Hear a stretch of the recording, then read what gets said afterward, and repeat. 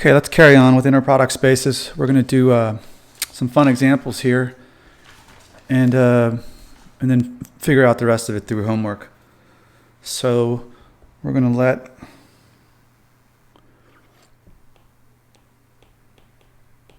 C of A be the set of continuous functions on the closed and bounded set A to B.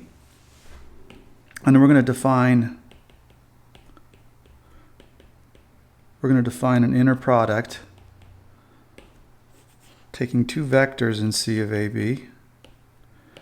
And this inner product is going to be defined to be the integral from A to B of f times g dt. And using stuff from calculus, we're going to show this does define an inner product.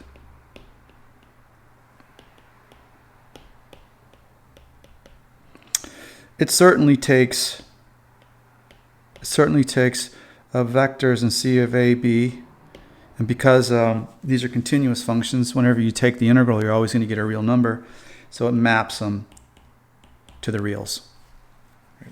You don't get any undefined stuff because f and g are both continuous. All right, let's do this. We four things to show here. One. So you take f and g.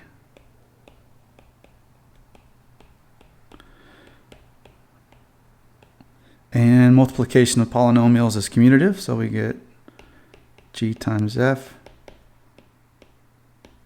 And so there you go. It's symmetric. That's one. Okay. Two. Two is the sum. Yeah. So you have the sum of two vectors f and g with h. I should be putting my t's in there. Okay, so this equals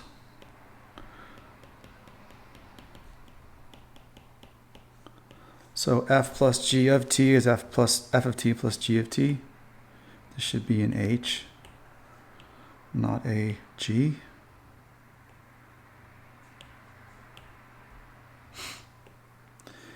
And now this distributes.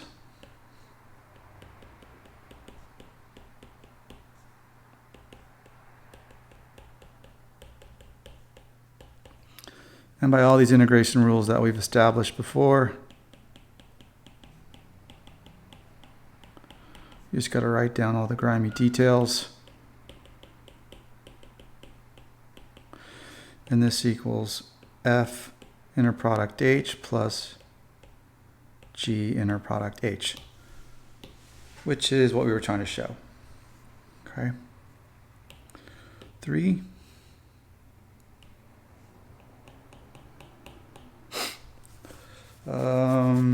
This is the one with constants. So if we have our scalar c, then this is a really easy one. This is cf t times g of t dt, and this becomes c times f of t, and by integration rules the c comes out front because it's a constant. And now we have c times the inner product of f and g. Okay, so now we've got 3, and then 4. 4 takes us back a ways. You need to show that this is non-negative. So this is the integral from a to b, f of t quantity squared dt. Well, f of t squared is bigger than or equal to 0 for all t, because it's everything you get out of it is squared, and so the integral is bigger than or equal to 0. And that's also true if f equals 0. All right, so this thing defines So this defines an inner product.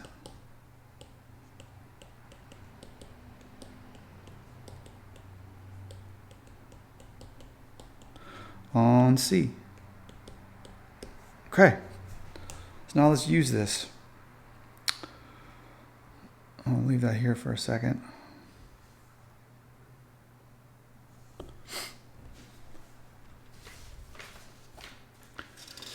And I made this video before and ditched it because when I got to the end I didn't like it. So I just went and did my own thing and used some of the books. But I liked the explanation I came up with a little better. So let's recall.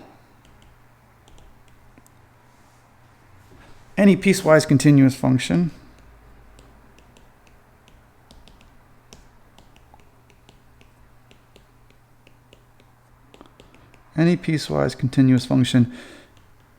can be approximated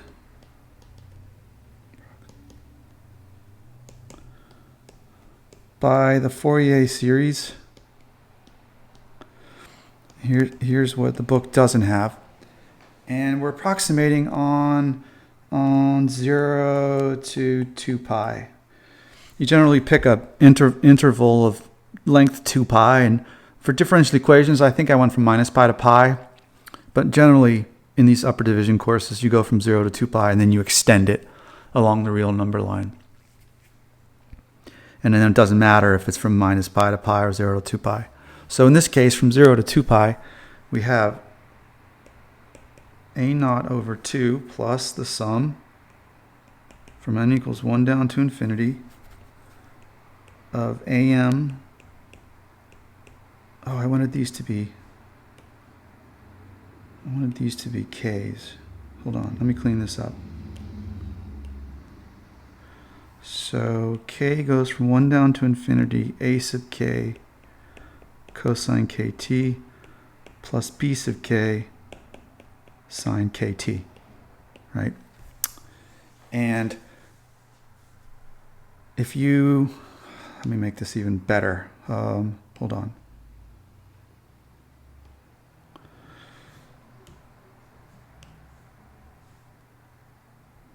So we've already used k. I'm going to put an n here. Okay. So this is called a trigonometric polynomial.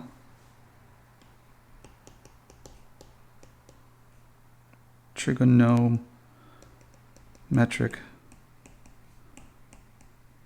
polynomial of degree n. And yeah, if you let n go to infinity, you get the bigger n is, the better the approximation. But with this thing, because how quickly it usually converges, n doesn't have to be all that big at all, which we'll see in a minute. And yeah, this is the nth order Fourier approximation. And so a naught, ak, and bk are called Fourier coefficients. And that's where all the work happens, computing them. Okay, so here's the new stuff, so note.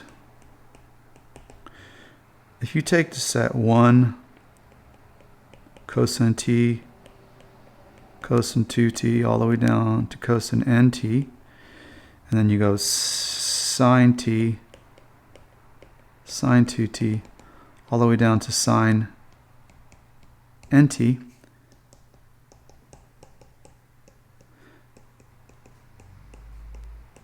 this is an orthogonal set in the inner product space C of 0 to 2 pi.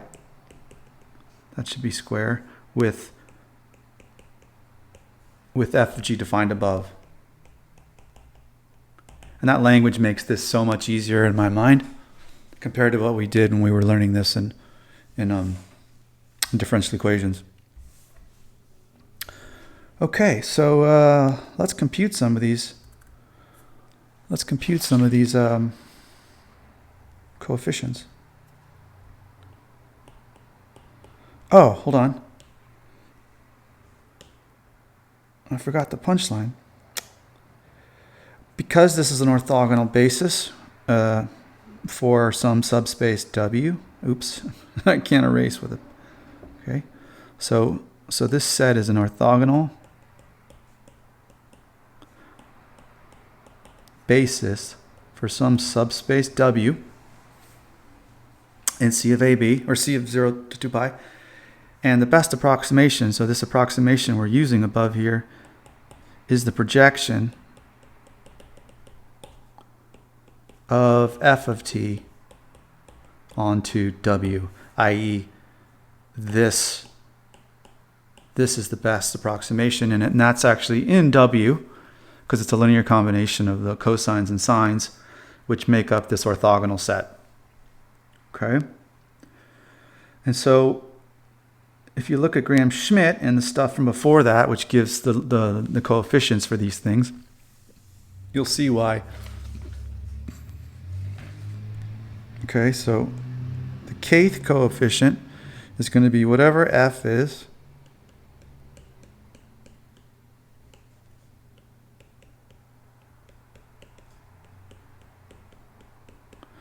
I think before, like, you know, this was V1, cosine KT was V1, and F was X1.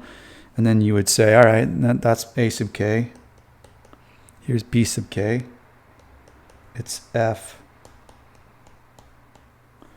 sine KT.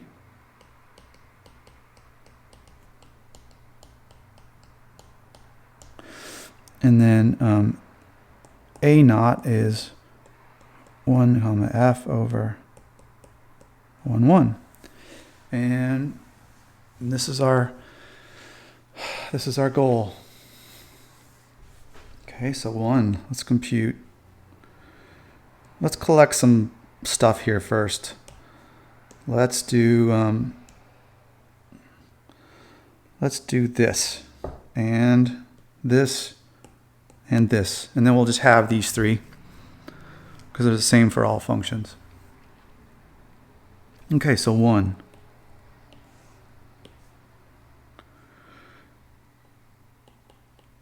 The inner product of cosine with itself is the integral from 0 to 2 pi cosine squared kt dt.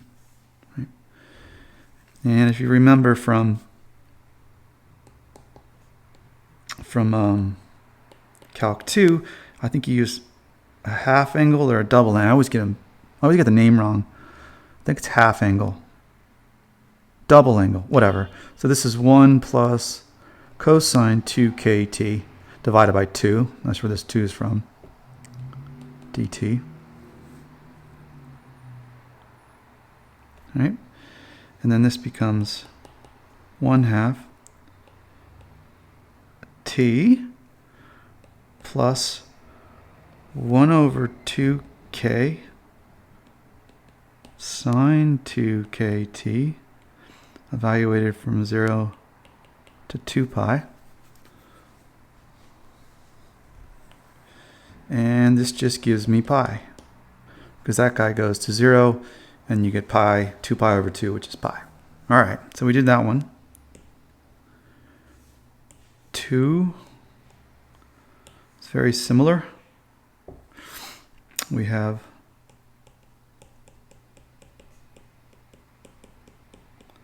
I think I'm doing 2 of your homework problems, whatever. Now I have sine squared kt dt, and we use the other half angle formula, and you get 1/2 0 to 2 pi 1 minus cosine 2 kt dt, and for the same computation as before, because that goes to 0, when you integrate you get pi. All right. And so 3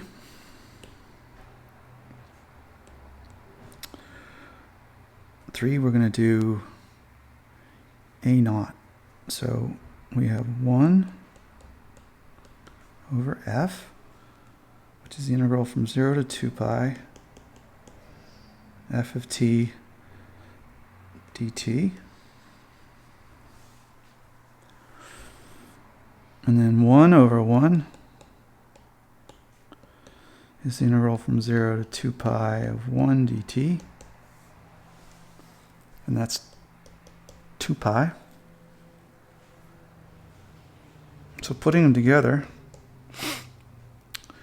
we have what? 1/2 1 over pi 0 to 2 pi. Here's the trick. This is really cosine 0t, because in this game this is a naught, and so k is 0 dt.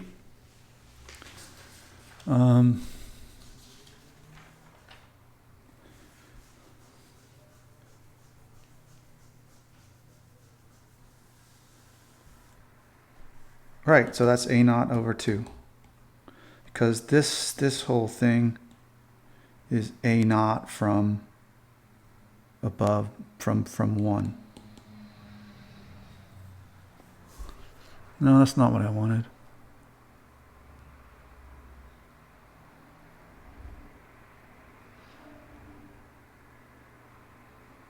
That's fine. Okay. So now we've got all this stuff, and what do we need? We need an example.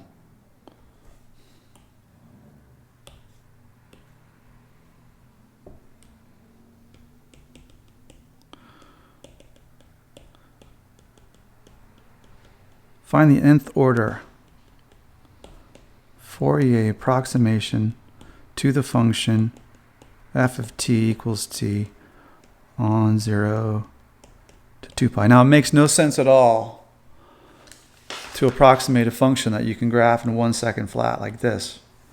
But we want to get an idea of how this works without doing too much integration. And then we'll apply it to piecewise continuous functions in the homework. Okay, so now we need to find AK, which is, again, f cosine kt over pi. We already computed that guy above. All right, cosine kt over cosine kt. Yes, we did it here. Got that, okay. And so this is now 1 over pi times the integral from 0 to 2 pi t cosine kt dt. Okay. This does take integration by parts, but if you remember, I taught you all the tableau method.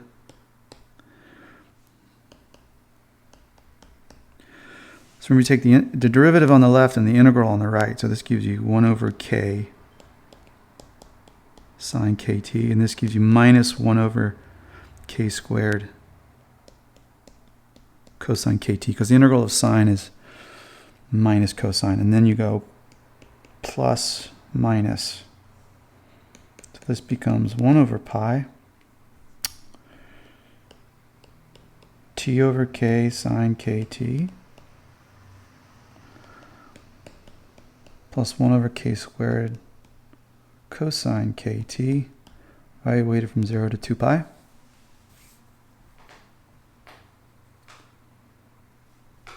And that gives you,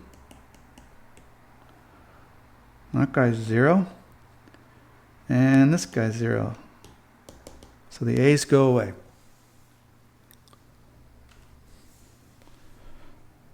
Let's do the b's.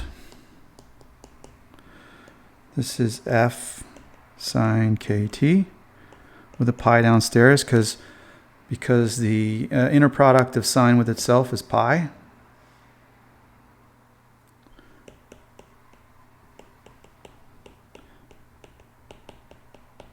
Same as above.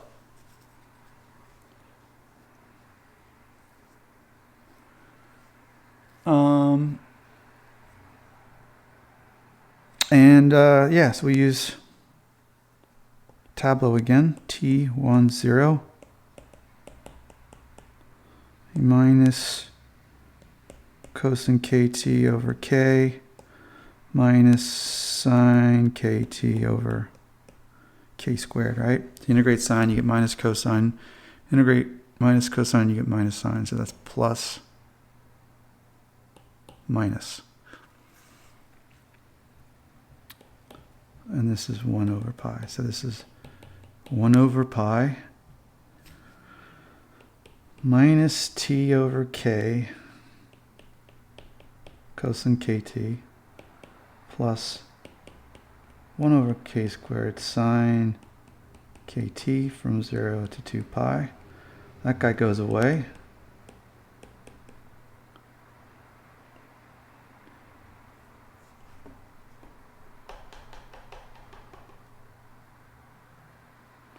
And if you plug in 0 for t, you get 0. So we're going to have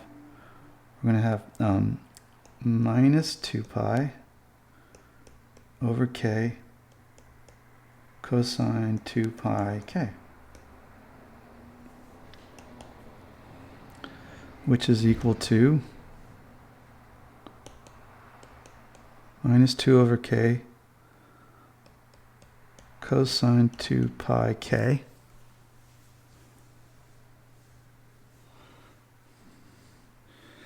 And because it's 2 pi, we just minus 2 over k. I thought there was going to be a plus minus argument in there, but there isn't. Okay. And then let's compute a naught, which is 1 over 2 pi, the integral of t from 0 to 2 pi dt.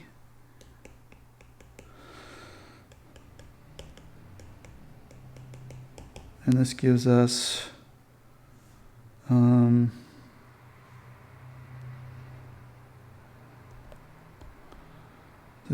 pi, right? Yeah, gives us pi. Okay, so let's write this out. The Fourier approximation is going to be pi for the a naught over 2 plus the sum from k equals 1 down to n of a sub k cosine kt plus b sub k sine kt. But I think we showed all the a's were 0.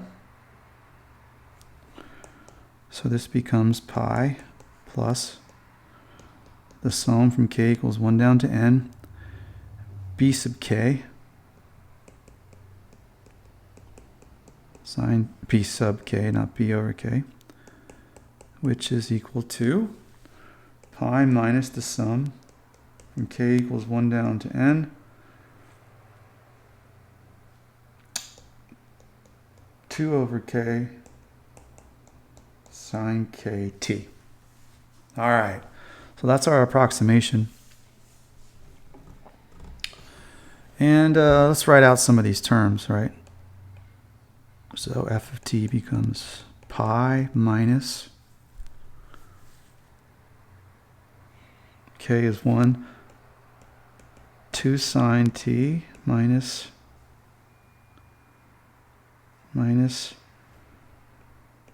sine 2t. I'm going to do this. Sine 2t. Then you have plus 2/3 sine 3t plus 2/4 sine 4t plus 2 over n sine n t. Okay, so let's see how this looks on a computer here. There's Desmos.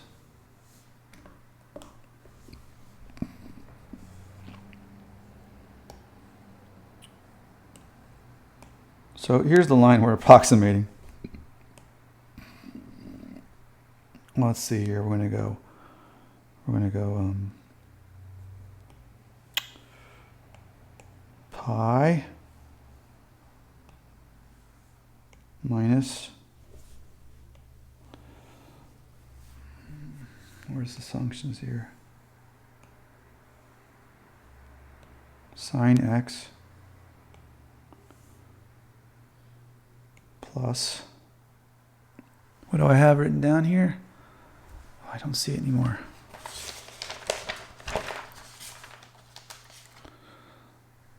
2 sine x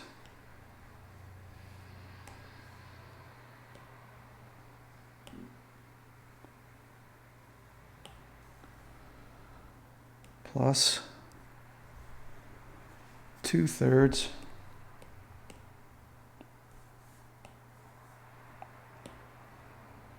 nope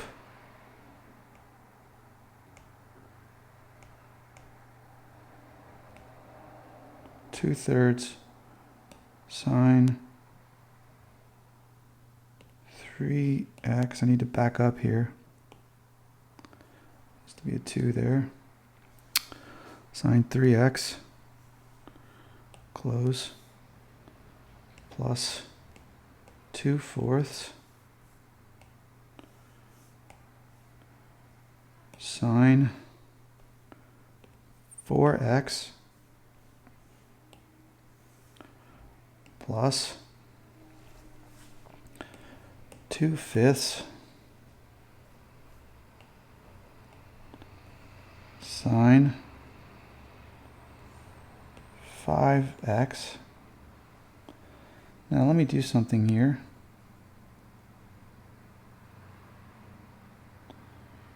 Remember, we're just going from 0 to pi. So I'm going to put 6.28.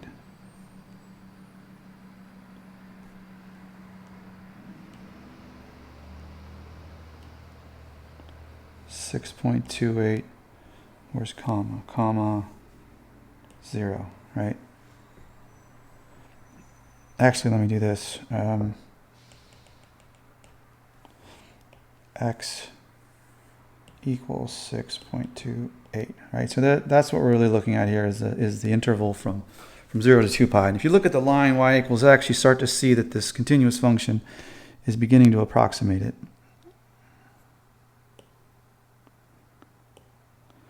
So 2/5, now we're going to go plus 2/6 sine 6x. And as n gets bigger and bigger, this thing gets closer and closer to an approximation of it.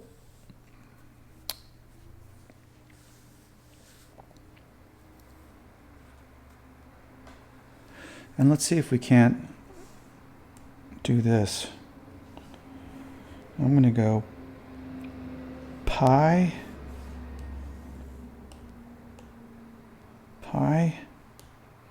minus, I think this works, the sum from n equals 1, let's just go to 30, and this is going to be 2 over, where's n? 2 over n sine nt. And we have to use x. And now you really see it.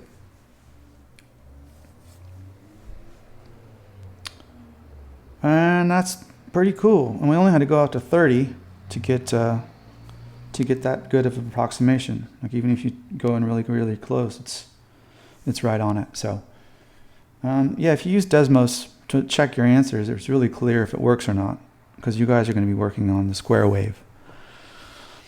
Okay, well that was better than the first one. Still wasn't great, but there it is. Enjoy. Let me put some homework on here first. So added to this, what did I put on there? So added to homework 8, section 6.8, problems 7 and 10 and 12. I think I just did 7 for you.